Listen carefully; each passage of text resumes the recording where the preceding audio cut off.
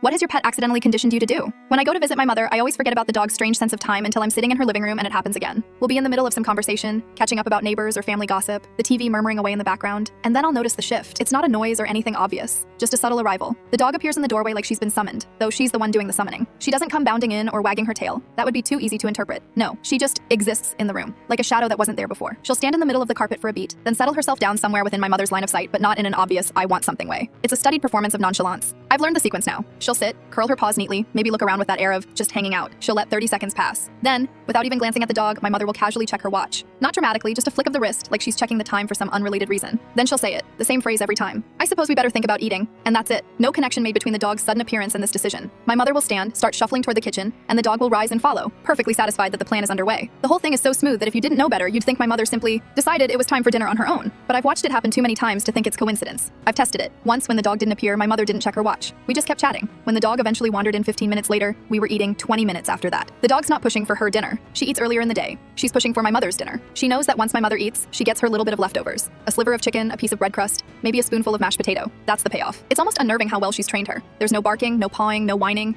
just presence. It's a subtle conditioning loop. Dog appears, mother checks time, mother cooks, dog gets treat. The best part is that my mother will defend to her last breath that the dog has nothing to do with her decision-making. I've brought it up. I've said, you only decide to cook when she comes in. My mother will laugh, wave me off, and insist, I eat around this time every day. Which is technically true, but the reason she notices the time is because the dog has entered the room. Without the dog, time slips right by. When I stay there for a few days, I start to get caught in the loop too. We'll be mid-conversation, and I'll see the dog stroll in, head tilted like she's just remembered she left the oven on somewhere. My brain immediately goes, oh, it must be dinner time. I'll actually feel a little hungry, just from that cue. It's ridiculous, but it's effective. The dog's got both of us responding without a second thought. By the second or third night, I'm not even aware of my mother's watch checking anymore. I'm already mentally moving toward the kitchen. The whole thing makes me wonder how long this has been going on. I've only noticed it over the past few years, but my mother's had this dog for nearly a decade. That's a lot of dinners. I picture the early days. Maybe the dog first noticed that my mother always got up to cook around a certain point in the evening. She probably tested different ways to get her attention. Maybe a little shuffle of her paws, a sigh sitting in the hallway. Eventually, she found the perfect method. Quiet entry, quiet wait, direct line of sight. I can't decide if it's intelligence or instinct, maybe both. Dogs are masters at reading body language, but this feels like something more. A trained behavior, except my mother never set out to train her. It's the other way around. On my last visit, I decided to try something. When the dog appeared,